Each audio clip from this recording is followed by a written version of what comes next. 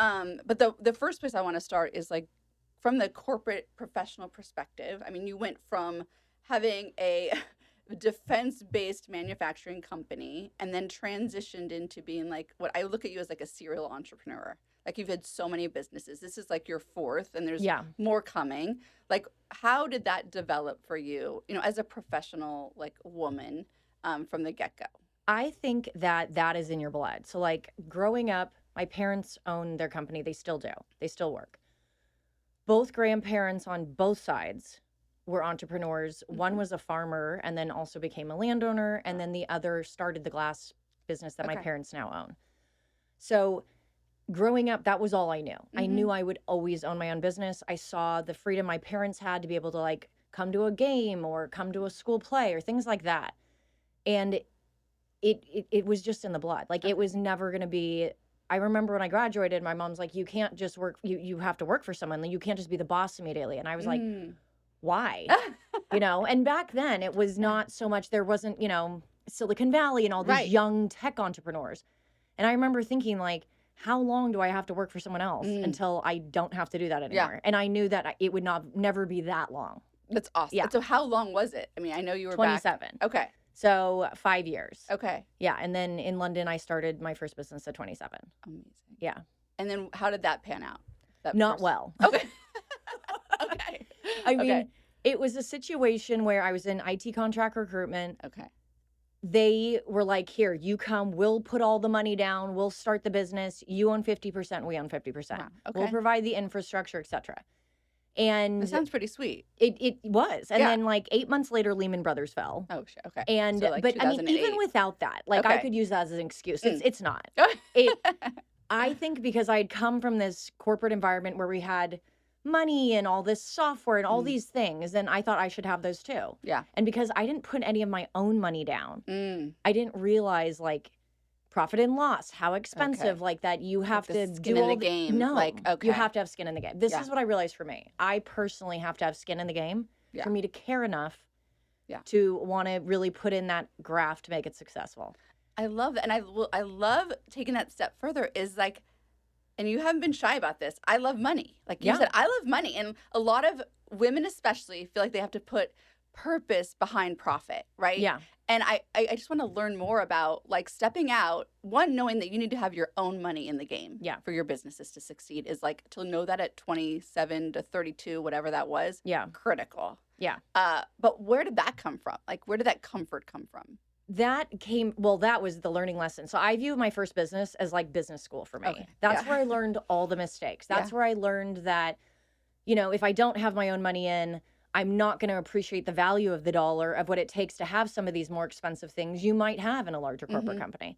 So I learned it all there. And then I also learned that, and it took me a long time, that failure is an integral part of any success. And that if I hadn't failed in that first round, if I hadn't, I always say I failed spectacularly, but if I really hadn't taken those lessons, then what would have my next company looked like? Yeah. And the next company, I sold 3 years ago. It was successful. I did it for 13 years. I don't think I would have had that if I had not had that first stepping stone of what I view as a pretty big failure. Yeah, that's amazing. And what the other thing that I think that I do love about you that you said is like, I always bet on myself. Yes. And that has to have some impact on your success. And how did that come to fruition to knowing that confidence of relying on you and depending on yourself? Like, where does that come from? It comes from sports. I mean, Oh, I was an athlete okay. my whole life. Yeah. I played at a very high level. Yeah. I played all 4 years in college, Division I. I'm in the Hall of Fame there. Wow. Okay. I really took my sports very seriously, more seriously than school. Yeah. For me, that was my job. Yeah. And that's where it comes from. So I think like I was the captain of the team. I was the setter for volleyball, which to equate that to like another sport means like the quarterback. You make every play, you touch the ball every time. If we won, I gave myself the most credit. If we lost, it was my fault. Amazing. So the knife cuts both ways. So I learned it then. The power I could have over winning or losing a game, and also the responsibility that came with that. I take that directly to business. If we succeed, it's because of me. If we fail, it's because of me. In the little and the big wins, I never blame anyone, because if you blame someone, what you're saying is that you have no control over your destiny. So if you say, like, this happened, blame this, blame the environment, a person, an employee, what you're basically saying is that you personally don't have any control over the outcome. And I refuse. Yeah. So I always blame myself. And then I know I can change it. So I can change the bad to good. I can look at the good and see we keep doing that. But if the buck ends with me, always. And how does that translate? Because it's kind of counterintuitive with my kids, for example. I tell them I'm not taking any credit and any blame for your choices. So how do you translate that into your role as a mom? I think that's hard. Like, I look at it and think you have to take, it's both the same. So like, I look at my kids and I'm like, I can't take any credit for your success and then not take any blame for when you F up. So like, if I'm the one sitting here guiding you and leading you down these paths and trying to shape you as a person, when you make me look good, I guess, because you're this kind child who succeeds, then great. But also when you aren't that kind child and you're kind of a dick and you're doing things that you're not supposed to be doing, I can't pretend that that doesn't have anything to do with me. So I have to, it's both. So it applies in both ways. It does. And I hear your children are super kind. So they are nice kids. They're very nice kids. So they whatever nice you're kids. doing, so everyone listen in if your kids aren't nice, because maybe you can help us understand, knowing that you're a very busy person. Yeah.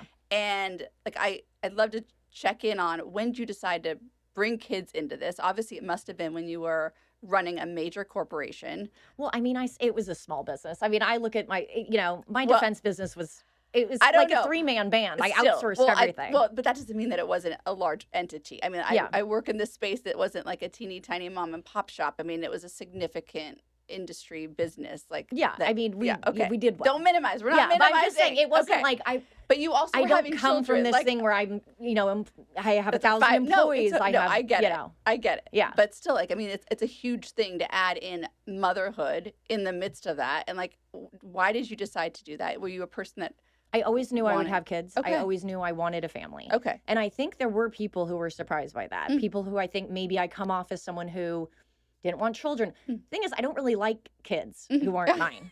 I didn't babysit growing up. I don't enjoy, like, it's not, I love my kids and I like nice, well-behaved kids, but I wasn't the, I wasn't the one who was like, oh, cooing over a baby. So, but I always knew I wanted a family. Okay. That was important to me. And how'd that go? Like, did you do it at the right time? Were you thoughtful about, this is the right time to do it? I don't think there is a right time. I mean, we were married and then we tried, and then I had like a number of miscarriages in a row. Okay. And I remember thinking, like, I don't want to do this anymore. Not like ever, but like, let's take this off the table. And then we had Coco. I had really bad postpartum depression with her. And I remember being like, I was like drowning. And then I was like, okay, it's time to bring in help. I need a nanny. I need help. I can't do this anymore. I have to bring in a bottle, like all these things. I'm like, I can't, this was too much for me. Got through that. And then when I had Bear, it was my busy season. I had him Tuesday. I went back to work Monday. And I remember at that point, I was like, I'm bringing in all the big guns.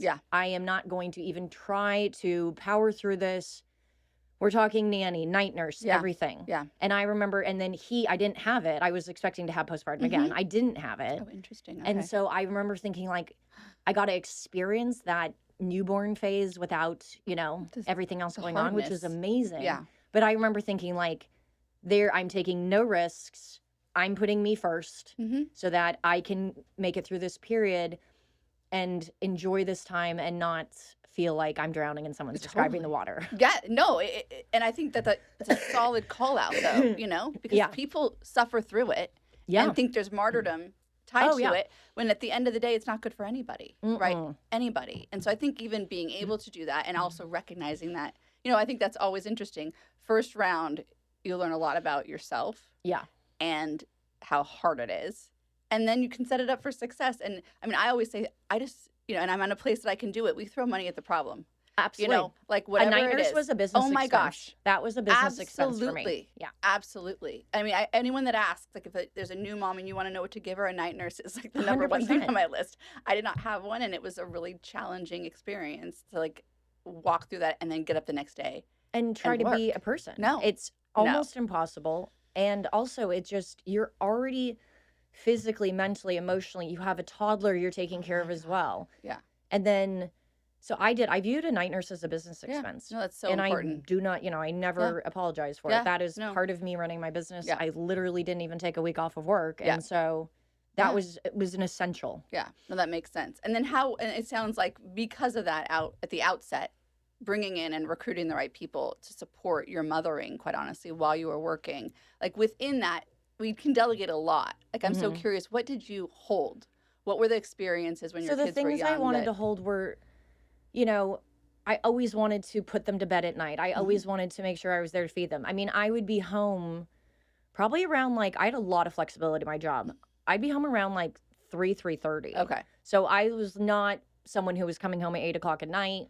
I had a lot of flexibility. Yeah. So that was always important to me, that I was there for at least spending hours with them. Yeah. Doing the bath, doing the nighttime routine, all that when they were super little. When they got a little older, it was things like coaching one of their teams, taking Wow. them to all their Okay. practices, Yeah. things like that. Like, I was lucky enough to have, how my business was is like, you might get a big order and it may not deliver for 3, 4, 5 months. Mm-hmm. So you would have these times of like very busy, but it's not a highly transactional Yeah. business, selling armor. Yeah. It's just not. So I had a ton of flexibility That's in my great. job. And so that was another thing I tried to set it up as, where I could make the most amount of money working the least amount of hours. Yeah. That is the Especially dream. when the kids were young. And that, I think that's such an important thing to factor in. Like, as you're starting a career, to know that if you want to be a mom, you got to create the lull Yeah. and like work your ass off Yeah. before the lull so that you can have the lull. Yeah. So you can have that time with them. And so Yeah. that's what I did. And Yeah. could I probably have not done that and grown the business during that time? Yes. I didn't. Mm-hmm. I was making plenty of money Yeah. to be very comfortable and to provide the life I wanted for my family, while probably only working 25 hours a Yeah. week. That's So amazing. I had a ton of flexibility. And I think it got to the stage when I sold 3 years ago, I got very comfortable doing that. Yeah. And it was like, either I increase my workload, double it, hire, do all this, and really grow this business, or I offload it and Yeah. let someone else do it. Yeah. And that's what I did. No, it felt like a great move, as you've described it. Did you find that you were, because sometimes I get bored over that long haul of period. Like, my business now is set up so that I'm constantly working for new startups, and that's how I refresh. Yeah. Like, was any part of your next business, like, as a reaction to like shaking off? Because like going from like defense work to cooking, Yeah. it's quite a jump. It's like, what kind of triggered that? Like, I'm just going to go I to the think it opposite was end. that I had been, so back in 2018, I started a company called Corre Larkin. And I used to go to estate sales and sell vintage things, solely out of the fact that I needed something creative in my life. And I remember at the time I was telling Matt, my husband, and he's like, do you really think you need to take something else on? Like, what are you, like, this seems like a lot. Yeah. And I was like, I'm unhappy. Mhm. I'm feeling stagnant. I have no creativity. I work in this male-dominated industry. I'm not ever around any other females or Mhm. anything like that. I'm like, I'm feeling unfulfilled. So yes, this is important to me. Yeah. So I did that, and it was so much fun. And fulfilling. And fulfilling. And I Okay. loved it. And it wasn't a money maker. Yeah. I mean, not It's how I was joy. doing it, but Yeah. it still brings me joy. Yeah. And I think that's what kind of was that stepping stone to, I Okay. guess, where I am now. Like, realizing that my next career, I wanted it to be something creative, something I love, Mhm. something I wanted to do anyway, and something around women, Yeah. honestly. Amazing. I was sick of just being around all old men, Yeah. all old white men. Yeah. That's what my industry is. I mean, no, totally. I mean, I definitely sometimes sit in a similar room, right? Yeah. And finding something, and even like this for me is that aspect where I get to talk to women all the time Yeah. and like connect and like get deep with people. And I feel like, I can assure you, like, even with my daughter, like you're drawing in beyond just even women. There's like my daughter literally the other night, I was like, we are not making, is it called the Champs potatoes until you finish your homework. Okay. Yeah. Like, which is one of the most amazing recipes Oh ever. my God, so But good. like, it's just, you've affected a broader population. So when I look at you as this influencer category, which is like, did you sit down and say, I want to be an influencer? No, I mean, this was like, I did this for fun. I did the Yeah. cooking for fun. Yeah. And I had it It's still Amazing. on my personal Instagram, on my So highlights. funny. Yeah. Like, those highlights are now probably 8 years old. Amazing. They're still there. Okay. That's where my recipes were. Yeah. And it was like, my friends were like, could you just put them all in one place? And so I don't know why I chose TikTok. I'd never even been on TikTok. I've never been on TikTok. Oh my God, I so love okay, TikTok. really? I love Okay. TikTok. Oh my God, why do you love TikTok? And that's Because worth- I just, instead of watching TV, I watch TikTok. Oh yes. Oh no. I mean, as a concept. As I mean, as a consumer. Yes, totally. Okay. And so I was like, okay, I'm going to learn how to do TikTok. This can't be that hard. Yeah. Like, I can figure it out. And I like watched some YouTube tutorials, and then I started the TikTok. And that was it. And that was just so we could have a place where my recipes, like, again, I was still absolutely working full time. I did that for at least a year and a half or 2 years. And then after I sold the business, they were like, okay, I thought I was going to be kept on more in a full-time capacity. Yeah. That didn't end up happening. And then a year and they're like, yeah, pretty much like minimal hours, like, you know. And I was like, okay, well, I need a job. Yeah. I can't do anything else in this industry. I have a non-compete. Right. And I still essentially work there, but just in a very limited capacity. So I was like, I had already experienced some success over on TikTok. And I was like, maybe I'll just go full in. And so I'll go, like, there was rumblings that TikTok was going to leave. So I was like, I'm very hesitant to go to Instagram because I just felt the aesthetic over there was too curated, too perfect. There was music and lighting and everyone was makeup. And it didn't feel like they would get me. So I was like, okay, but I had, 2 years worth of content sitting there. Oh, that's right. Okay. So I threw it over on Instagram and it just blew up. Yeah. But don't you think that authenticity, and that's I love about you, is because like I can connect with you. I am not a dolled up person. I just want to get good food, enjoy the process of cooking. Like I feel like that caters to the masses. I mean, granted, we live in a weird place, to be honest, where there's a lot of people that are utilizing that platform to look awesome. Yeah. But like I feel like that's such a differentiator, like as part of your brand. I think that it just is that. Like people can see themselves making the food. Yeah. I don't have makeup on. I mean, and this is because if I make a lot of content. If I had to dress you're working up, your butt off. I mean, like seriously. Like I make a phenomenal amount of content. It is a lot of work. Like this is the other part, like for those out there that like I want to inspire people today because you've done something like that's taken a passion and a request from your friends and it's blown up. Yeah. Because of who you are and the time, attention, and you've treated this like a business. Oh, a startup. Like absolutely. 100%. And that's not without a lot of work. No. Right. Anyone who has been through a startup, my God. Startup is the hardest thing, most exciting thing you'll ever do. You live constantly on the edge. And you're doing everything. You wear every hat. Yeah. And you wear every hat until you can afford not to. Yeah. 100%. And until you can afford not to, someone's like, who does your editing? Who manages your social? I was like, I know. Hi. Me. Yeah, I know. I edit everything. I manage everything. The DMs, when you hear from me, they come from me. I don't have a single person who manages any of that. Amazing. I just hired an assistant part-time who literally I think has changed my life. Like I didn't realize how much I was drowning. It's a big impact. But all of these projects, even just bringing on a bookkeeper, things I don't want to do, I just don't do. Yeah. So they just sit there in a pile and I don't want to do them. Yeah. And I'm probably not going to. Yeah.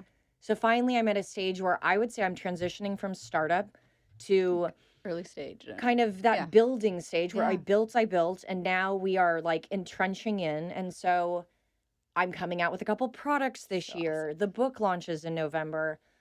Even just me hiring an assistant is a big deal. It's huge. Yeah. I will be hiring, my next I'm thinking, I was talking to my best friend, she lives in Australia, and she's like my therapist.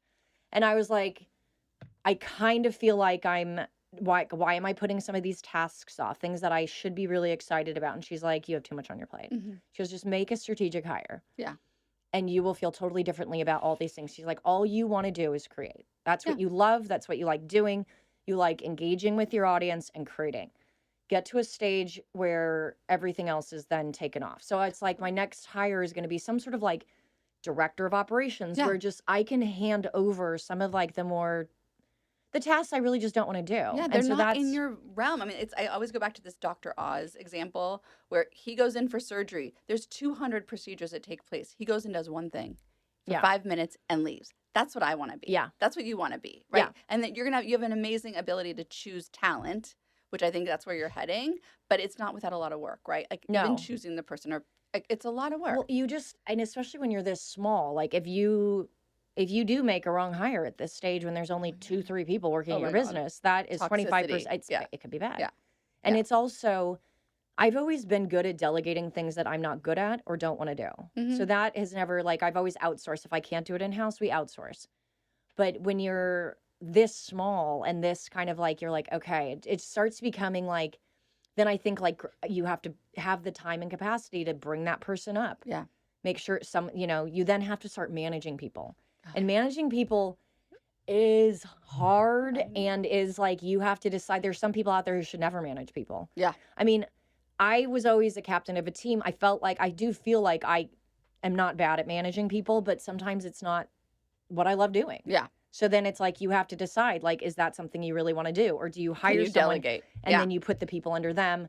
You have one person maybe reporting to you. So I think that's going to be the model I go down. That's what I've been chatting about lately with Yeah. like my close It's so inner exciting. circle. I mean, look, I mean, the boom, and like there had to be a point when like you just exploded. Like, Yeah. What was there an earthquake of some sort that happened that was like, oh my gosh, all of a sudden? There really was. I feel like it was last like September. It Okay. was not that long ago. Okay. And it Oh my was, I God. had 3 recipes just go uber viral. And this is why I always say, Amazing. like to other content creators, one post can Mhm. change your life. Amazing. And that I genuinely believe in it. Okay.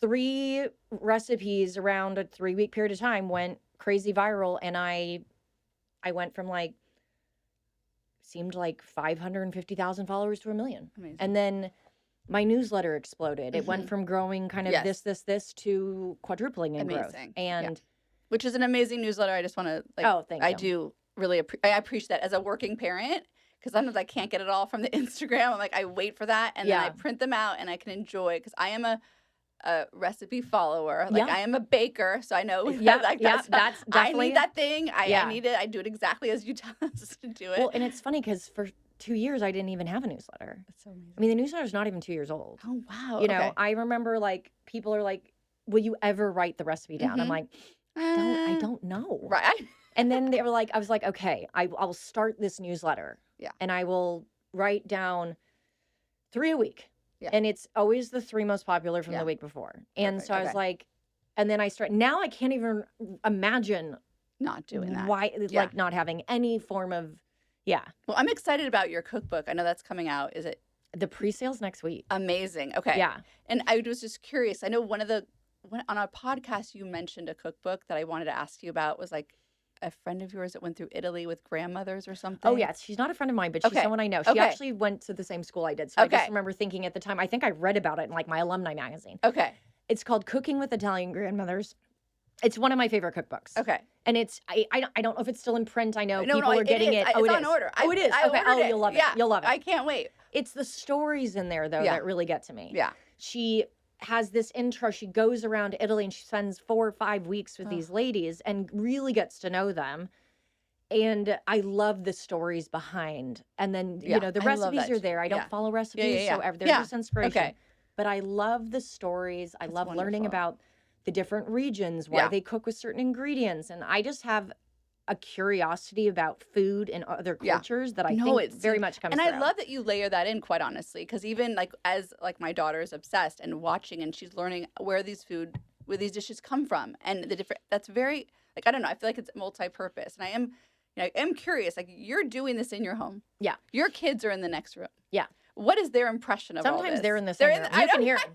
They're Yeah. amazing because they're good kids. Yeah. But like, my kids, when I'm working, it's like they're having army, fights Yeah. behind me. It's awesome. So maybe you should come and parent at my house. But like, what is their experience with this? Or I mean, they have to be super proud of you. They Like, are. And what is their narrative around what their mom does or who you are?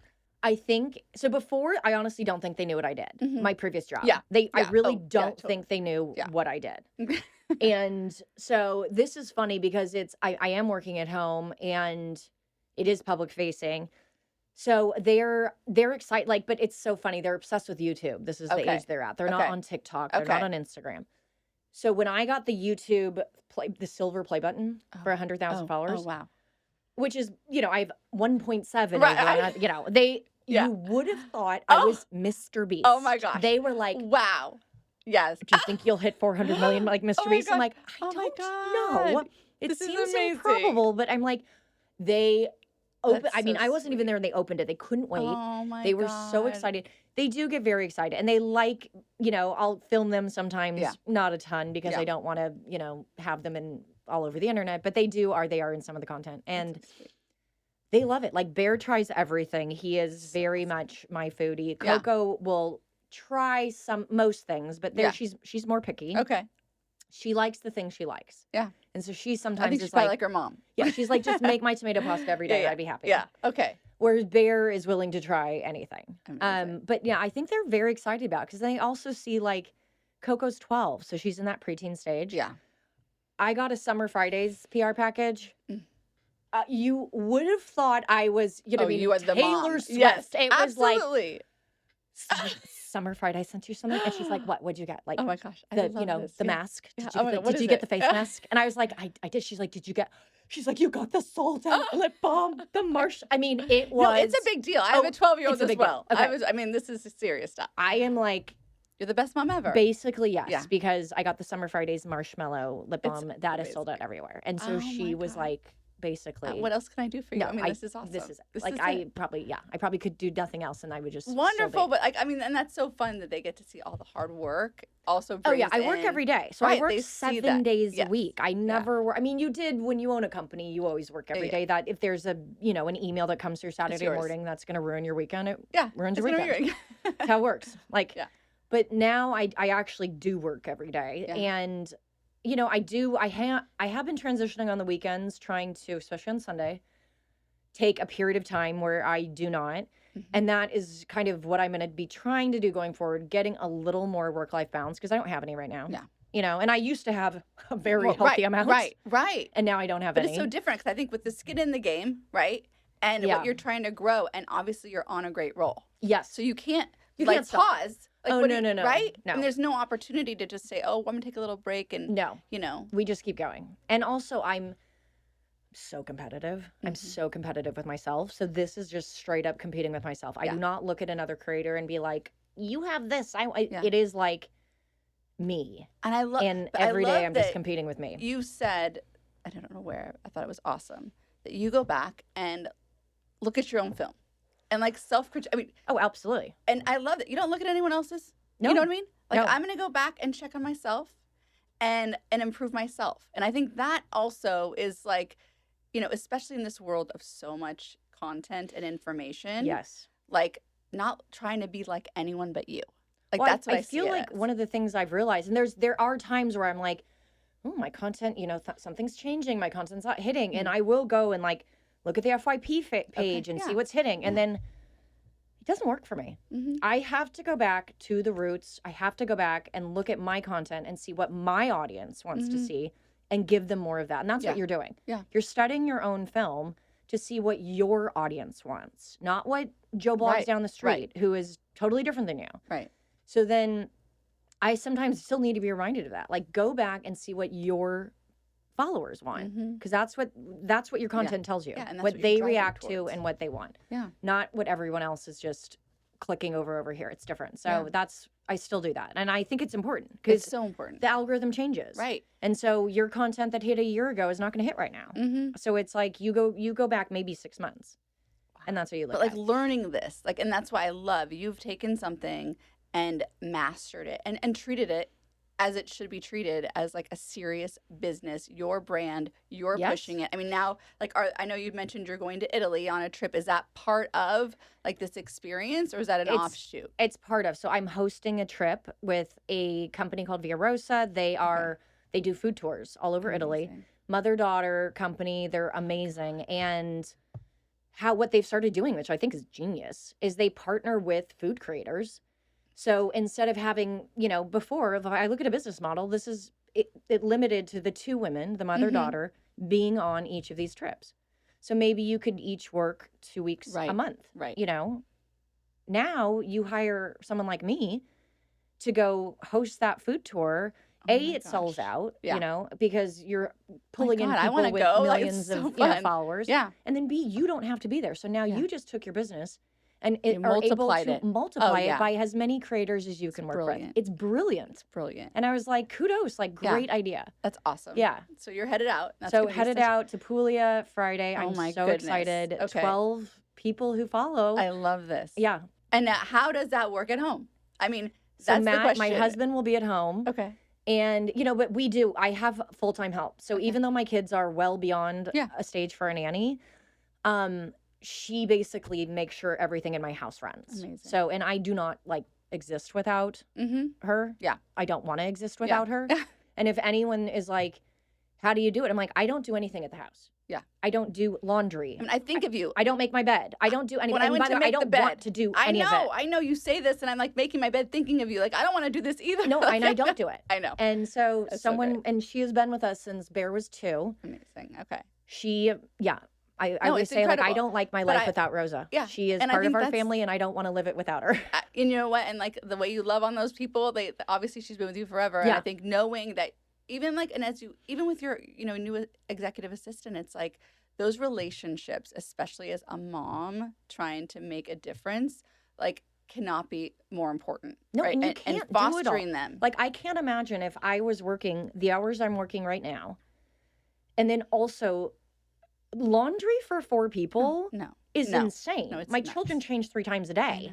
And then, so it's like, I mean, during COVID, I remember thinking, like, the existing life without, and I was like, No. I No. don't want to do this. No. I'm drowning, and I'm still even, working full time. What about like projects at school? Like today I screwed up. My son needed some bulletin board that wasn't the right damn size. Okay. Yeah. Is that not your problem? I try to, and like what I'm actually doing more is I'm putting more of the kids' stuff onto my husband's plate. Okay. And, because as a woman, like even if you're the breadwinner and even if you're the, the full-time working mom, and yes, my husband works full-time too, Yeah. but still more parenting falls onto the women. Yeah. It's how it is. Yeah. I organize the household. Yeah. I plan the trips, everything. I am trying to put more onto my husband's plate when it comes to the kids. So, and he always has taken more of that on. Okay. Like a book report. Like Yes. if it needs a poster board like that, I am sending that email Okay. to him Okay. because it's Nice. not going to be in my capacity. No, and I did not do it. So Yeah. And then, and I'm like a doctor appointment, like yeah. making the kids get to the dentist. Like I That's need him? I need him to do that. Okay. I, Do you he talk about this or just we you do send the it, email? it kind of, Is it but we started talking about it more recently. Okay. As I'm like, I actually want you to just take this. Okay. Like it's just you be on the text chain. Yeah. You be doing that. You have the capacity right now. Mm-hmm. I'm stretched too thin as you have more capacity to take this on. I want it to be one of us doing it, Yeah. rather I don't want it to be my nanny Yeah. doing it. Yeah. And so, but it's a conversation we've had actually pretty recently where That's I was good. like, I want you to be in charge of the dentist, the orthodontist, the But I think the it's so regular important checkup to sit doctors. down and do that because Yeah. I think if it doesn't happen like in this kind of way where you're like really being clear, like I don't think it happens. Well, and with men, you Yeah. have to just tell them what to do. Yeah. They're fair. not going to be like, oh, Yeah. honey, you seem a little stressed over Yeah, there. yeah. What can I take off your plate Yeah. today? That's not going to happen with men. You have to just sit them down and be Yeah. like, here Yeah. is what I want you to do. Mhm. Here's the And list. they'll do it. Oh, they'll do it. Yes, They will do it. It's so true. But like sometimes I feel like as women, we're like, how come you don't just know this? Right. Why aren't you seeing Yeah, me and no. being like, you look stressed and what can I take off?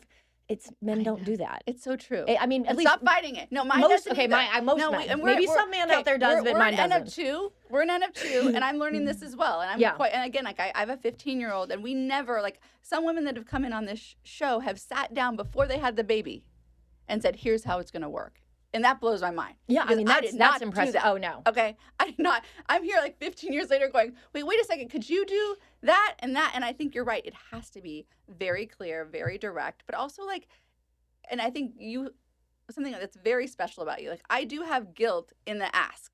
And I know that's something that you do not struggle with. And I would love for you to share, like when you see other women struggling with guilt, like what does that bring up in you? Like I don't know. I try not to compare myself to other women because I do feel like this town is tricky, you know that. yes. And I don't have tons in common Yeah. with a lot of people in this town. And I Mhm. never have. And I grew up here. Yeah. So like that, I've always just been somewhat of an outlier Mhm. and that's absolutely fine with me. I do feel though that the guilt thing is a fundamental. And I think that a lot of women, whether it's culturally, you grew up with this, we were Yeah. talking about this before we started, like whether you grew up in a culture, you said you grew up Italian Catholic, I think the guilt is like built into that culture. And there Yeah. are a lot of other cultures that are similar to like that. I did not grow up in a guilt culture. My My parents both worked. My mom worked full time. I was the one who was being picked up by someone else, not my Yeah. mom, or, you know, and I never saw my parents have guilt for that. I never saw, there was never like, I would come home and go to our next door neighbors because they had a stay at home mom. And there was never any like, I never saw any guilt about that. I never saw That's so any awesome. like, Oh, you were taken care of. poor and you. Yeah. I'm not the one picking you up.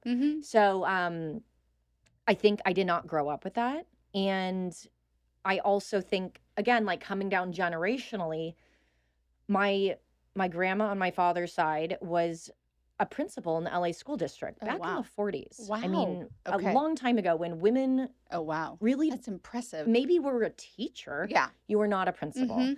And she wanted to go on and get her doctorate. She had her master's. And I think my grandpa was like, no. Like he was an entrepreneur. He had come over from Norway, started this glass company that my parents still have.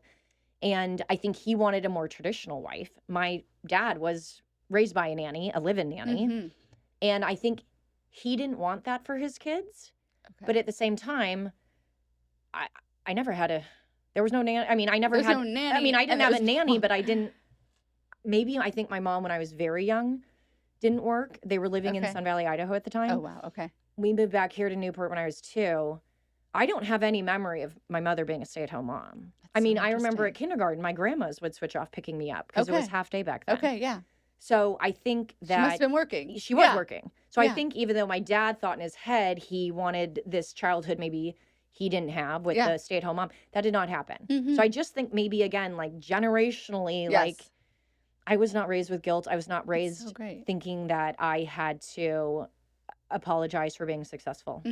Or even serve any role, like, and I think that's, even, and with your kids, like, did they ever, make fun comments about your presence or non-presence, or is they just, this is who you are, and you show up when you need to be there? I think because we are, again, like I work from home. Right, I'm there you're when they there get all home the from time. school. Yeah. Like I think that there isn't that. I think they see the opportunities that come with the life they lead. And I mean, they lead a very different life even than I led growing up.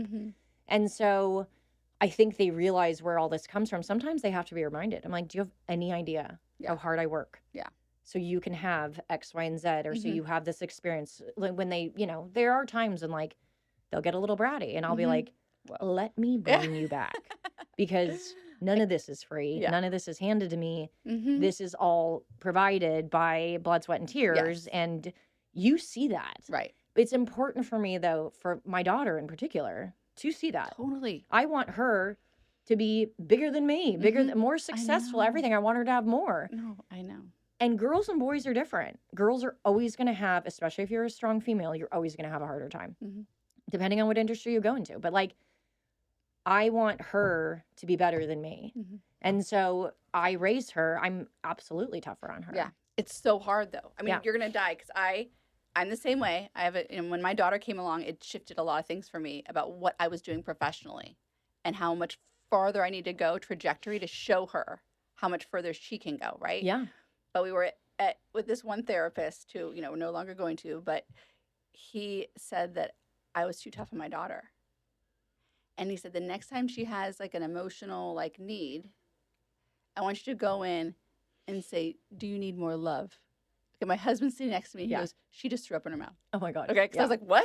Like, no, like the world, yeah, it's a real struggle because the world is tough on women. Like, very. This is a world where you have to know what you want to say in advance. The expectations are higher. It's just true. And if you want something, you have to work. Go grab it. I know. No one is I know. offering it to I you. know. And that's, I think, a lesson I learned very young. It's very young. You want it, you go get it. No one will offer it to you. And no one's coming to give it to you. Like, that's like, and I think that's where, like, obviously, like, raising them in an environment where they are supported. Like, I will support her goals, dreams. But I think even at this young age, at 12, teaching them that it is the blood, sweat, and tears, that it is your own volition that's going to drive your success. Because I think that message, especially where we live, is very convoluted and confusing. Well, because a lot of people will have quote unquote success without ever lifting a finger in this town. And that's just a norm. Like, my kids will have an easier route to success than I did. And I think the key for a lot of parents, and where a lot of parents have fallen down in this town, is how do you, if you have a child who's never going to have to struggle for money, how do you give them enough to support them without chopping them off at the knees because they're never going to really know struggle? Yeah.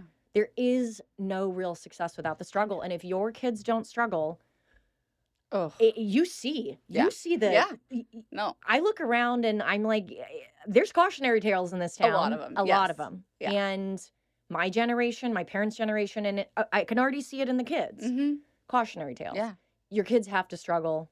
And I think what you said earlier, there's no success without failure, and they need to fail. And we need to let them fail. Yes. And not be saving them every 5 minutes, No. you know? But the one thing you do mention, and I lost my mind a little bit because when I was looking online just in preparation, the people out there that are criticizing, that take the time to be so unkind. And I mean, I've dealt with criticism in my own way, life. I'm a lawyer. No one's doing this online. They're not taking the time to, you know. But when I see that, and you know that's out there. Yeah. Like, I don't know if you even give it 2 cents of looking at it. You shouldn't, because I literally almost started writing back to these people because I'm Sicilian. So I was just like, I'm not having this. How do you manage that? You manage it better with time. At the beginning, I was like, oh, God. How dare that? You're so mean. Yeah. You know what I used to do? I did this maybe over a year ago. The really mean comments, I would pin them to the top and let my followers roast them. Oh, that's actually very But then good. I realized it's just giving negativity, and I stopped doing that. But I did do that for a period of time. That is actually, I like that, honestly. There was a pettiness about me. No. And I was like, I'm going to let But it's not petty. Like, I'm going to let everyone else come for you. Like, my sister used to write an article for, like, in San Francisco or something, and she'd post these articles, and she was a cancer survivor with 2 children. Like, she was just sharing the experience. Yeah. And they would write negative things on it. I'm like, who are these people? Like, you have to just remember there's the good, the bad, and the ugly. Oh. And no matter what you do, there's going to be people out there who love you, who hate you, who don't understand you, or who just don't care about you. Mm-hmm. I always think, like, the entire experience on social media cuts both ways. The knife cuts both ways. You cannot take all the adulation and the people who are like, queen, you're beautiful, whatever. You can't take all that seriously, just as you can't take the negative seriously. Anyone who takes the time, think about it, because it's inconceivable for me to take the time out of my day to watch someone's content and to post something trolly and mean. Oh my gosh. Inconceivable. I will post nice comments when I want to. Yeah. Most of the time, if I don't like something, I just let scroll it go. on. Let it go. Yeah. But you have to imagine whatever mind space that person is in that is going to take the time out of their day to send you something so atrocious. And then you just look at them and you're like, that sucks. Yeah. I feel bad for you, whatever. But are you going to get any time? No. Yeah. It's obviously much easier to do this now than it was at the beginning. Yeah. But I mean, it's a sad part of the job. It is. That you have to deal with. I mean, you should see the Reddit threads. No, I have. That's what I'm. I mean, I don't even look at them anymore. No, do not. No. I was like, I don't look at them anymore. I was incensed. I literally was like, yeah. And that's what it was holding me back, because I was like, but I don't want to know. But I just think how you manage that, it shows your character. But being authentic also, of just calling it out of like, this is not productive in the world. Like, but you're also never going to be for everyone, and like, it is the risk you do when you put content out. And I mean, I just think, like, I'm 46. I'm a very self-aware, self-possessed, confident 46-year-old.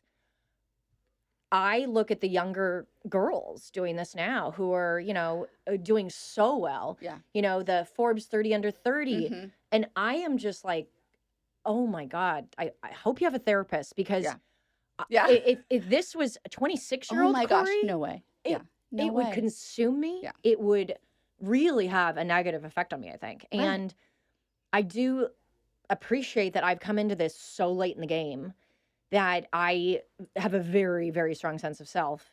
But I look at the younger girls and I'm like, oh my God. But what do you say to them? Because I don't kind of have to go through their own coming into knowing. Because, like, I mean, I'm a little bit older than you and I can withstand any criticism. Yeah. But if I was like 15 years ago, especially I mean, especially mom criticism, right? Yeah. Like, people coming in and saying these things, even things they said to me 15 years ago, crushing. But like, some of these women are going to be doing this for, you started when you're going to get married. Yeah. Then there's going to be the comments about, the Right. Your critique whole about your life. wedding. Yeah. Then maybe you have kids and then you didn't hold the head right. Right. I mean, Oh my God. really, It's like true.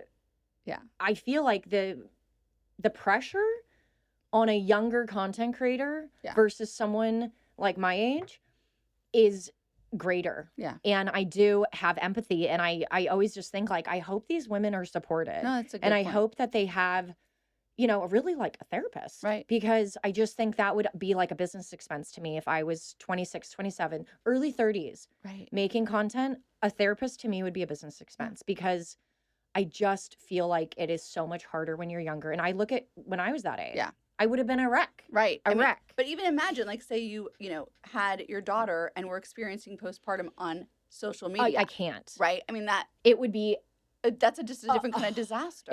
it would be You so know? difficult. And if I was, and I do look at some of these other younger women who are in different industries than mine, but are huge content creators, the abuse they get. Yeah. The level of comfort people have in abusing them is, know.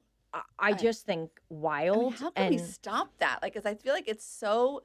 It's not going to stop. Ugh. Like, unfortunately, I look at it and think, like, it's the price you pay for the career you want. Mm. It's not fair, but Yeah. life isn't fair. Yeah. But I do think it says a lot about, and believe me, these people are doing very well. Mhm. They're not going to stop anytime Yeah. soon. They Yeah. are raking it in, Yeah. and good for them. Mm-hmm.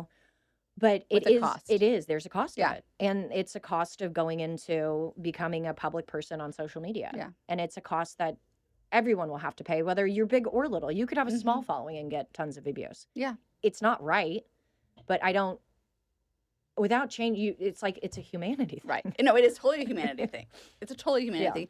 I think one other question, like, kind of bringing us into, like, what would you say, like, was there any cost? I mean, I know you mentioned, like, when you first had your kids, you didn't maybe gun your business as much.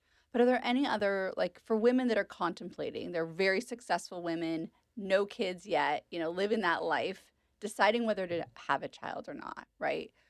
What are the other, like, costs that we would want to make sure they're aware of as they're going into the experience of motherhood? I think it's like anything. Like, how do you explain motherhood to someone who's never experienced it? You can't. I think if you're on the fence, I think the older you get, the harder it is. Mhm. So I know a lot of people want to, have their career first and then have their kids. People are having kids a lot later. I mean, I feel like I had kids late at 34 and 36. People are going way later than that. When I would go to, like, those baby classes, I was, like, smack dab in the middle. Mm. And I remember being like, I thought I was, on the older side. Yeah.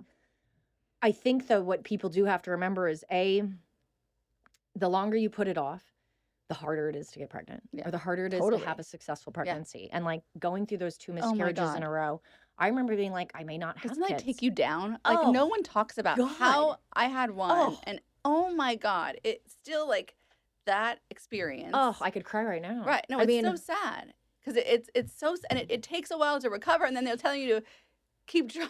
well, and I then mean- it's like, I remember after the 2 in a row, I was like, oh, I Ugh. can't do this anymore. Yeah. And then when I got pregnant with Coco, I would go in every week to the thingy Yeah. to see if there was a heartbeat. Totally. Every Tuesday, I would clear Oh. my desk off because Oh my I knew God. I wasn't gonna. There was a chance I wasn't coming Oh back my to the God. office Oh that my day. God. Right. Oh 'Cause my you're like, goodness. Yeah, I mean, I literally could cry thinking about it. No, I'm it's gonna so tear hard. up. But it's so difficult. No one talks about No it, one talks about how hard and it I is. don't know why. I mean, most women I know have had a miscarriage. Totally. No, and it's a And devastating. especially because we all had kids so much later Right. in life. Same. I was. Either there was a miscarriage, either they had a really hard time getting pregnant, whether Mhm. they had to do IVF or I can't remember the pill that they would take. Oh, which why IUI. there were so many The twins. Clomids. Clomid, Yeah. Clomid. Yeah. And then people were having an Yeah. extraordinary amount of Right. twins, which, Oh, oh my God, how yeah. hard to. Oh my God. But I do feel like, the level of exhaustion and things that happen when you get older, not including the fact that we're meant to be having children at like 18. I know. Do you know what I mean? Like, So crazy. Yeah. evolution Yeah. is such that our bodies are in these reproductive areas. Yeah. I remember on my husband's birth certificate, his mom had him at 25 in England, and she's labeled as a geriatric Oh my mother gosh. at 25. No, she's not. Yes, she I is. was called that at 36. So that is so. I was called it at 36 Oh my too. gosh. She was 25. And it was on his birth That certificate. is It so says rude, by the way. geriatric It's mother. rude anyways. Whoever's listening, we need to stop Right? doing that. Like, Right, it's like, so rude. Oh my God, 25 so years old. crazy. But it Oh my makes you God. realize that Yeah. like our bodies We were are meant pushing to it. have children Yeah. younger. Yeah. We as a society don't do that. Mhm. And so if there's any advice, I just think it's like whether you're freezing your eggs or Yeah. doing something where like you just have to remember it is harder. Yeah. It is harder physically. It's harder exhaustion wise. And then if you want multiple, Right. it's just as And harder. the emotional, like the trauma of like losing in the miscarriage zone, it really can set you back. Like I've never been as depressed and mad as I was when I couldn't get pregnant. Like I Well, just, you feel like a failure. a big failure, and everything else in my life I could Yeah. control. Yes. Right. Yes. And then here's this thing, and unfortunately, I think it happens to a lot of professional women. The emotional toll is so huge because it's the first thing. And Maybe like, it's the we'd have- first. Maybe it's the first thing you failed at. right. And and then- people were getting drunk in Vegas Yes. and getting babies. Oh, and you spent your whole life not trying to Right, not get right. pregnant. It's so right. confusing. You spend. I know. I don't even know when I first got. I didn't even know how to get pregnant. I Yeah. didn't even Oh, know no, there was for an sure. ovulation For sure. period. No, I mean, My it's so friend was like, "What?" Like I'm like. She's like, you can only like get Yeah. pregnant. I'm like, really? I didn't know this. No, I thought I you could know. just. When I was younger, I'm like, you could It get just pregnant happens. anytime. Right. What's the big no, the entirety of my parents talk about this. My mom says, listen, if you ever get pregnant, you're having the baby. Oh, okay. That was it. That was the whole thing. Yeah, Like, you're well, like it'd that's be good to kind of back up, right? Yeah. And talk through that because you're right. When you're trying to do it and it's not happening, well, and I'm it's, like, like, I don't know devastating. why I did not have this knowledge. I mean, Right. I did not have this knowledge Yeah. that there was an ovulation period right? and So a everyone window. note to and self if you're curious. Yeah. about this. Like, I mean, I was 34. Yeah. And I was like, well, just never because you did spend a lot of time trying not to. yes, Right? So you spent your why whole would you need life to know? trying not to. You know, right. So I really did not know. But I do, yeah, I mean, I do think that, and also the older you are, it's just harder. You're more set in your ways. Yeah. You're used to travel. Maybe you're Right. financially independent and have a lot of excess money that you're able to spend on things you enjoy, like handbags and trips. Right. Yeah. Do you know what I mean? And then you realize, like, eek. Yeah. Like, kids are very expensive. Right. I mean, and so, and I think and the other thing is like the one cure I feel like when you said you can't be boring. Yeah. Like I think kids do cure some level of boredom oh, in yeah. certain ways, but they are rather expensive. So it's very hard to marry up the excitement when like financially you have to reorganize things in Yeah. order to make it work. When I just remember thinking I was at a stage where we were going out a ton. I went out a lot in my 20s. I yeah. partied a lot. I love- really lived life. I love that. Yeah. And I remember thinking, like, looking at Matt and being like, we'd been together since 23. So we had done all okay. this partying together. Mhm. And I remember, like, what's next? Yeah. Like, are we bored of this now? Mhm. Like, I'm hungover all the time. Yeah. Like, and like, it's fun. But I Yeah. was like, what's next? But could you What's imagine next? having a kid at 25 even? I mean, like well, you would have missed a lot of fun, right? I mean, No, there was and- I had no business Right, having a child right. at 20. And by the way, I wouldn't have. Yeah. I would not have. I would have said goodbye. yeah, yeah. It's not happening for Yeah. me. So, and I don't feel bad about that. But I just, no, I knew, for us, like the time was right. And then again, we had the miscarriages and then we took a break. Yeah. And then, so instead of having a kid maybe at 31 or 32, I had my first kid at Yeah. 34. And, I think it kind of all works out. But I love having my children. I can't imagine not. I don't think I've met anyone who is a career woman who regrets it. I mean, I know I read articles out Yeah, there that there yeah, are, but I yeah. don't know anyone Yes. personally. Yeah, they're not publicly disclosing no, that. no. But yeah. I mean, I don't know anyone Yes. who's like, God, I really Yeah. wish I didn't go down this road. Right. But I also think it's important to have the amount of kids you can manage. Right. So I do think, having 2 kids is a very different world than 3 and 4. Totally. Totally different. It's not like having a dog where you just have one and you're feeding Right, that it's one, you easy. could feed the Yeah. second. No. But when you get past 2, and my friends who have 3 and 4, it's a very different game. Yeah. It's not just divide and conquer anymore. It's a lot of grandparent help or Yes. drivers or someone else because you can't be in multiple places if the children are playing multiple sports, if Right. they go to different schools.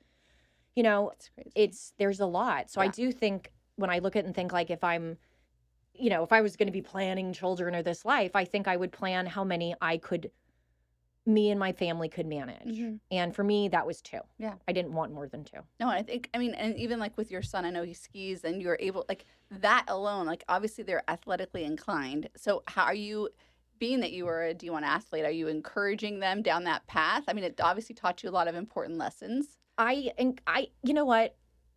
I don't regret my path. I don't know if I want my kids following in that path.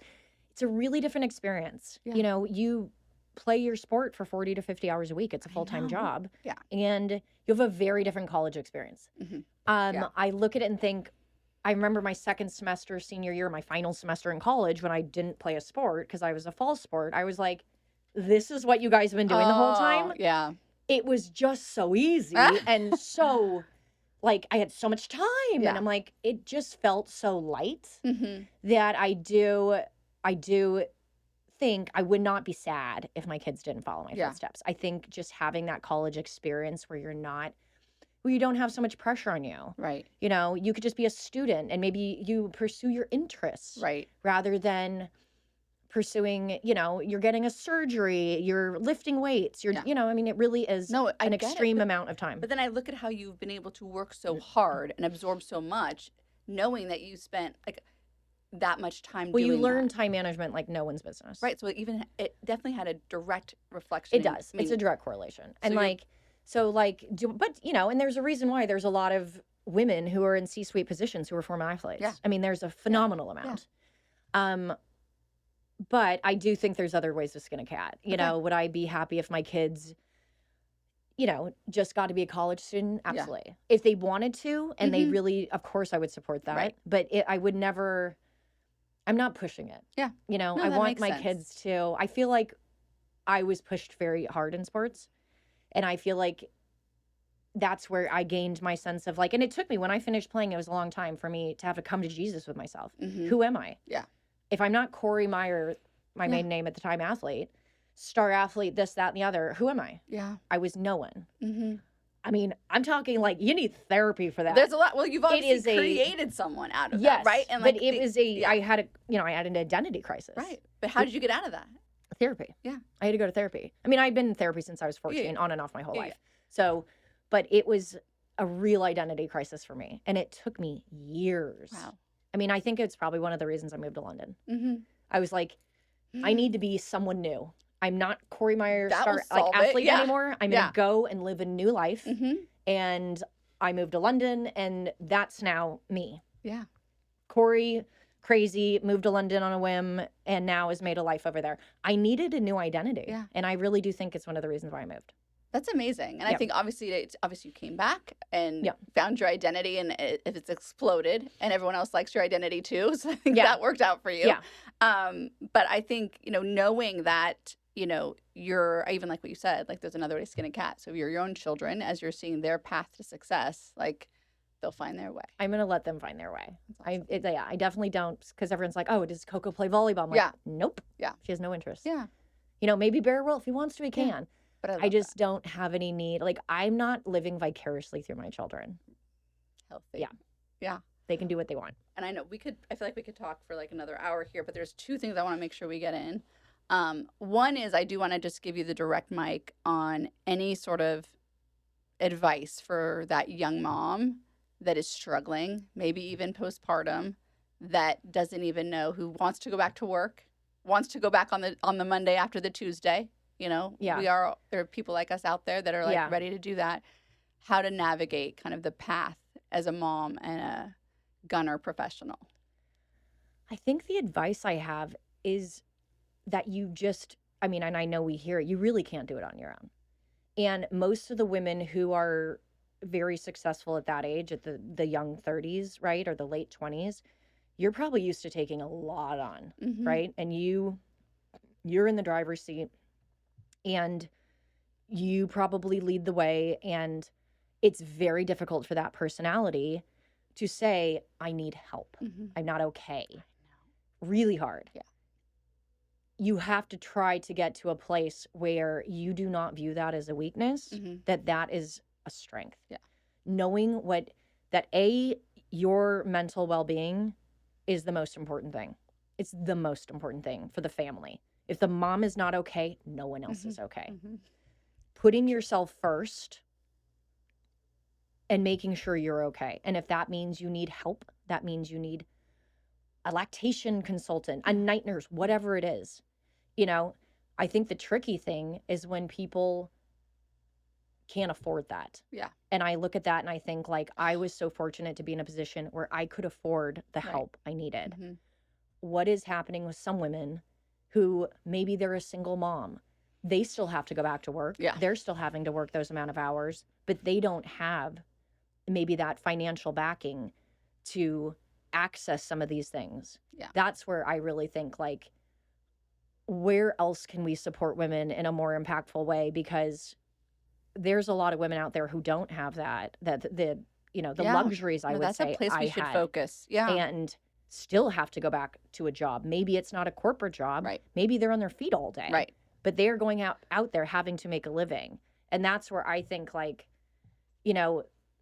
women really do get, it's a hard path. It's, women, I was talking to my husband last night. I was like, we get the shit end of the stick. Yeah. Right? You have your period, your whole life. Then you have to have the babies. Yeah. Hormonally, I didn't balance out until years after. Yeah. Now I'm in perimenopause Right. I know. This is for so not a good. decade. Yeah. Then menopause. I'm like, Yeah. you have nothing. I know. It's so It crazy. is so unfair. I But know. I'm always like, life's not fair. I know. I heard Life's you not before, fair. but there's a little bit in that But moment. sometimes I'm that's like, not God fair. damn you. Right. I know. You guys just breeze on through. And I try to do, because I'm always like, okay, what am I getting for that? Right? What am I getting for that? And I do love being a mom. I love my kids a different way than my husband, their dad gets to love them. I get that. But not that much. Like, I feel like they should get a little bit of the hormonal flux. Yeah, right? Let's just balance this out a little bit. Something. Because I'm like, then you think, like, your childbearing years are over. And then I really did not understand. I mean, I knew there was a thing called menopause, but I didn't my realize God. there was the whole peri. No, You might lose your hair. Yeah. All of a sudden I got, like, cystic acne one time. And I was like, what's what is that? happening? Yeah. I'm like, this is insane. It's insane. And so I was like, wait. I was like, no one tells me about my 40s. No one warns you about your 40s. No one warns about any of it. I'm Like, like, if anyone had told me a couple of things, how hard marriage was going to be, how hard childbirth was going to be, how hard motherhood was going to be, how hard balancing, like, would I have changed it? I would have done it differently. But I wouldn't. But no one tells you that. No one tells you how hard your 40s are. I know. I'm like, you're probably at the peak of your career, Yeah. right? Yeah. If you're a career person. Your kids are at the peak of their needing you, especially because we had them later. Yeah, totally. So oh my God, that's so they're true. the multiple sports, Yeah. the this, that, and the other.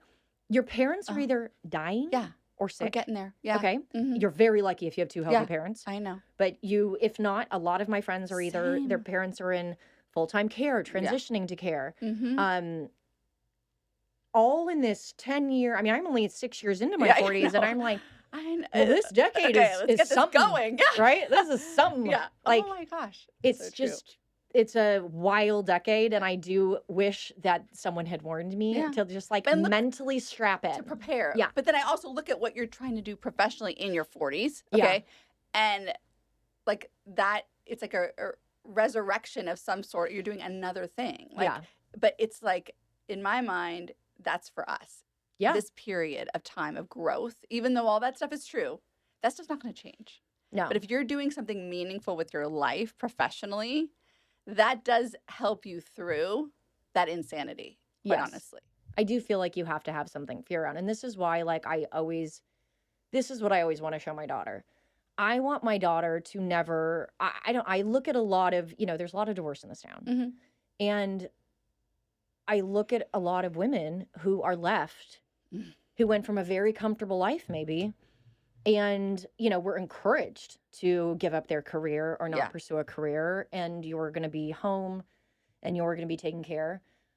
And either the husband does something where their financial situation changes, Mhm. or they get divorced. And then you now go from this home that you built and you shared to, having to rely on either alimony or child support, or you're in a different financial situation. And that scares me. Yeah. I never wanted to be in that situation. I never wanted to rely on anyone for money. Yeah. And I don't want my daughter to. I want her. It's wonderful if you guys both, Right. can whatever. Mhm. Or if your husband's like, but again, it's just, for me, I think I'm too controlling. What if my husband died? Right. I mean, No, what if, as you but mean, it's- or no, what if, but- like, he made a bad financial but being decision and we secure. lose our home? Yeah, no, like, security and Yeah. being engaged. Like, I think also, being intellectually engaged financially with your family system. yeah, Because a lot of women, what I've noticed is they're like, oh, no, it's taken care of. No. How do you know? You get in there and I want you to know, where's the bank account? Where's this? And I ask those questions of women and they don't know the answers to them. Yeah. And that's where I am, have created a life to be independent and financial security and kind of, getting to the vision for our daughters to have this. And then you can pick a kind person and create a great life.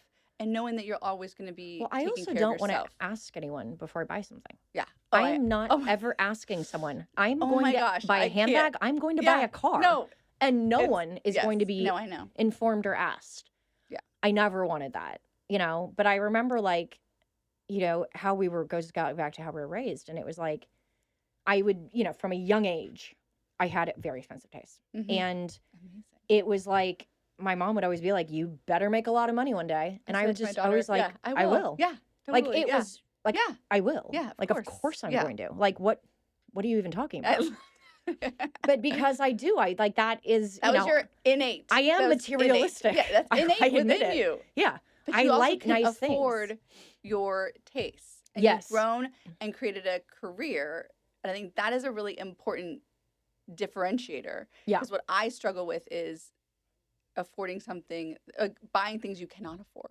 Like, oh yeah, I know. That, we've all been there. It's nuts. Everyone's been there, and it's important sign of their life, and but I just view it as like, if I ever feel like, and I do well when my back is against the wall. Mm-hmm. Like, I fully admit, and this is not really great financial advice, but sometimes I will put myself in a situation where I have to perform. Yeah. And I never do better than when my back is against the wall. And I know I do it to myself. Amazing. I've watched myself do it. And I'm like, it's kind of, it's risky. It's a challenger, though. It's risky. Yeah. And I'm like, I don't really tell anyone about it because it's like, I know someone, if I were to confide in this, they'd be like, what are you doing? No, but that's when you're betting on yourself. When my back is against the wall, I'm never better. Right. And so someone's like, well, what about this? I'm like, I will make more money. Yeah. And they're like, just make more money. Yeah. So what you're telling me is that I just have to make more money. Yeah. Done. Yeah. I will go do that. But it's like this challenge for me. I don't do it often anymore, but I still do it. I've done it recently. No, but I mean, it happened to me recently and I was like, bring it. Yeah. Let's go. I will figure this out. But the thing is, that quality of a person, that's what I really want in my kid. Yeah. Right? That ability to be in that position and know I can map this out and solve it. Because that's, I think, a very rare, that resilience and belief in yourself is what is so appealing about who you are on the planet. And that does come through in not just today, but even when I've learned about you. And it was like, oh my God, this is an awesome person. Yeah. That you're able to do that. Yeah. And but it's like, again, experience. It is. You gotta someone's like, how do you gain self-confidence? I was like, put yourself in situations where you can achieve something. Yeah. Start small. Mm-hmm. Maybe it's tiny. Let yourself achieve something. Let yourself work for something and achieve it. And then remember what that feels like. Like, I just did that. Yeah. I saved for this, or I worked for this, Yeah. or I got that promotion, or whatever it is. Yeah. And then remember that feeling. And then that will give you a stepping stone of confidence to get to the next stage. Yeah. It doesn't come with one fell sweep. It Right. comes in tiny little micro steps. moments. Yeah. But then I know when my back against the wall that I'm going to succeed Perform. because I've done it again and again Yes. in my life. Yeah. But that's what you do. You have to put yourself out there. You have to get uncomfortable.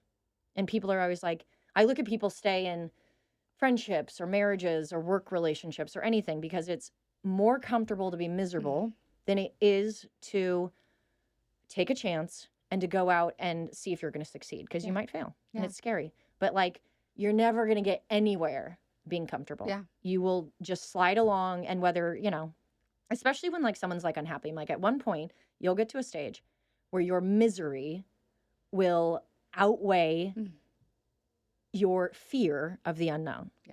And that's when you start. Change happens. Yes, that's when change happens. You just got to wait for that moment. Yeah, and It's for some coming people for it ya. takes longer than others, Yeah. but if you can recognize that early, again, I've been in therapy most of my life. If you can recognize that early, that kind of what I did with Corey Marie. I was unhappy. Yeah. I wanted some sort of creative fulfillment. I could have just slogged on and done nothing. Instead, I created a business flipping vintage goods. I mean, it couldn't be more random, but it made me happy. Yeah. And it's recognizing certain things in yourself and then going out and making those changes. And that was successful, and that built to what you have Well, now. to be honest, that built Yeah. what I am now, Yeah. because I look at it and think I used to sell it in front of the camera. I used to make content.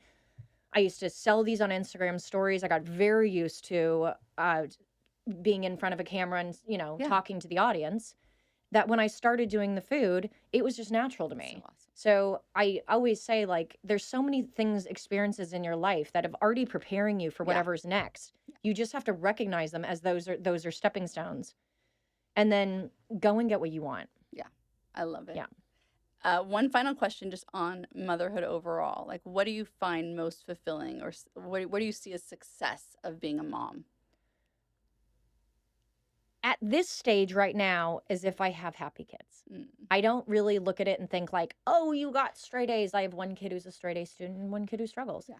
I don't view it as that. I like, are my kids happy? Yeah. Do my kids want to still hang out with me? And not, if they don't, that's not a cursor, Yeah. but I do view it as like, No, that is a are they good still thing. talking to me? Yes. No. Do they still Yeah. come to me? Am I a safe, because that what, if they're, your kids are still talking, it means you're a safe space. Yeah. Because, you know, I feel like we grew up in an environment where, you know, raised by boomers, like, Yeah. I always say, everything you say can and will be held against Right. you. 100%. Like in a court of Yes. law. Yes. I learned it young that like anything I share was Yeah. going to be used against me some Oh. point. So, and I know that's a generalization, but No, it's real. it's a very, you Yeah. know. And so I try to not do that. I Mhm. try to be a place for my kids that I'm not going to judge them. Yeah. I'm not going to be like 2 years from now, oh, well, remember when you did that? Remember? That didn't work out so well Yeah. for you. It's like, well, geez, that was 2 years ago. It was like a lifetime It was away. a lifetime ago in the age of a child. Totally. But I try to be I a love safe that. space for them so that Yeah. they still want to talk to me and Yeah. still want to tell me things, good and bad, Yeah. and then I'm not going to use it against them. I mean, Yeah. I'm sure I'll fail at it, but I No, really I think try. just communication. I really try not to, because I just want to be a safe space for my kids, and that to me means I'm doing something right. Yeah. If they're still talking to me. And even in your busy schedule, do you have a way that you create that safe space? Do you have some sort of, it would just come naturally when you're able to connect, or they come to you to I share? mean, we hang out, like we'll, you know, like right now, like we'll pick a show that we watch together. Right now it's Gossip Girl. I love this. Okay. And so, you know, Coco's 12, Yeah. Bear's 9. Yeah, okay. I mean, So Bear's this is loving awesome. Gossip Girl. But like we'll pick a show together, and then we'll like kind of one that like ran a while. Yeah. And like it was Gilmore Girls before, and okay. we'll watch it together. Yeah. And then we'll kind of, it's just something that like maybe we'll do a couple 3 times a week, like for an hour, like after the homework's done, or Yeah. you know, after dinner. And it's kind of providing this like bonding That's time. awesome. And it's Yeah. that's kind of what You we've never been know doing. when it works. You That's- don't. I always ask because it's like it works so differently for every family. Yeah. But like that's a beautiful way, and it's a relaxing for everybody. Yeah, and it and also we're all just creates kind of in there, and conversation. then it'll be like, okay, like, Yeah. is it time to go watch Gossip Girl? I love this. Yeah. And Wonderful. yeah. That's awesome. And like my husband's like, Bear, how do you like watching Gossip Girl? I'm like, do not shame him. Do not mess with Do our not shame him quality for what he time. likes. Okay, I'm yeah, like, totally. he's with 2 girls Yes. here. We're not going to watch. I don't Yeah. even know what it would I don't be. even know what it But would it's going to be obviously Yeah. something like the Gilmore Girls Yeah. or Gossip Girl. Like, It sorry, works it just out. is. It's And the he's 2 of fine them. with it until you came in. He's exactly. He was fine with it, and he's like, I like Gossip Girl, Daddy. Like, who Oh, cares? way to go. And I'm like, Good yes, job, Bear. bud. I love that. You're for you. raising a good man. Yeah. I love it. Well, thank you so much for taking the time to be here. This has been Thank so you much for fun. having me. It has not been boring at all. No, You're never. so awesome, and I hope everybody really takes to heart a lot of the things you shared today. It Thank was you. so Thank you for awesome. having me. Thanks so much.